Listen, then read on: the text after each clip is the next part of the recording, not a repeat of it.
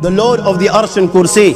We're talking about the Lord of the worlds. Alhamdulillah Rabbil Alameen. We're talking about the Lord of the entire universe and beyond.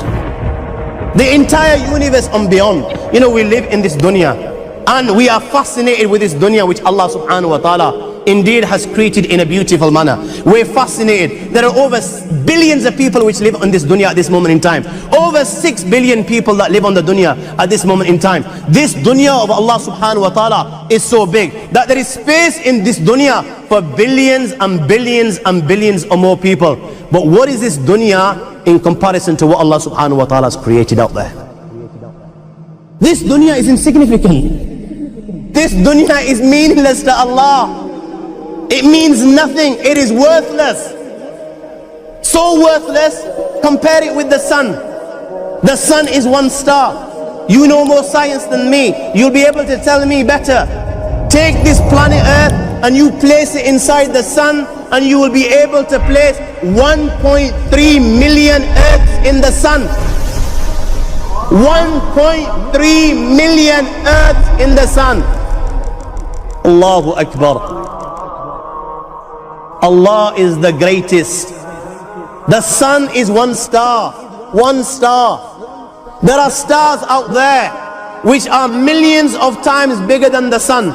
You tell me this, that you need millions and millions of stars to make one galaxy. And then you tell me this, that there are zillions of galaxies out there. Let me tell you on top of this, my friend, after this, whatever you see above, when you raise your head and you look above, whatever you see above, the zillions and zillions and zillions of galaxies, let me tell you, this is everything there is within the first heaven.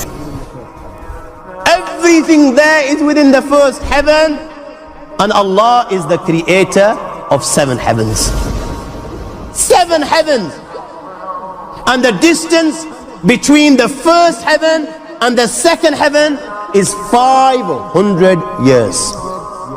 You know, the distance that can be covered in 500 years, at what speed? Only Allah knows. Only Allah knows. But it will take 500 years to get from the first heaven to the second heaven. 500 years from the second to the third, third to the fourth, fourth to the fifth, fifth to the sixth, sixth to the seventh. Every time it will take 500 years. After the 7 heavens, وَسِعَ كُرْسِيُّهُ السَّمَاوَاتِ وَالْأَرْضِ. You all read the Ayatul Kursi. You all know the Ayatul Kursi. After this, you have the Kursi of Allah. You have the chair of Allah subhanahu wa ta'ala. You know these 7 heavens that we've just talked about, in comparison to the Kursi of Allah, they're non-existent. They're meaningless. Rasulullah sallallahu alaihi wasallam has given an example in a hadith, just to give us a little bit of understanding with regards to the 7 heavens in comparison to the Kursi of Allah. Take a ring from your finger, take it off, the small ring that you have, and place it, let's say, in a desert, the Sahara Desert. It's the biggest desert in the world. You know that ring that we take off from our fingers and place it in the Sahara Desert? What comparison is in between the ring and the Sahara Desert? Nothing. Nothing. The 7 heavens is the ring, and the Kursi of Allah is the Sahara Desert. After the Kursi of Allah, you have the Arsh of Allah. وَكَانَ أَرْشُهُ عَلَى الْمَاءِ. You have the Arsh of Allah. Again, Rasulullah has explained, so just so that we can understand.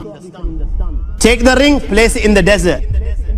This time, the ring is the Kursi and the Arsh is the desert. What is the Kursi in comparison to the Arsh of Allah? Nothing. Then you have angels which carry the Arsh of Allah. Their heads are in the 7th heaven and their feet are in the lowest earth. My friends, then you have the Lord of the Arsh and Kursi. لا تدركه الأبصار وهو يدرك الأبصار وهو اللطيف الخبير. He is beyond the size of Allah, who Allah is, what Allah is. The greatness of Allah is beyond the comprehension of my little mind. This is the being that you and I are messing with.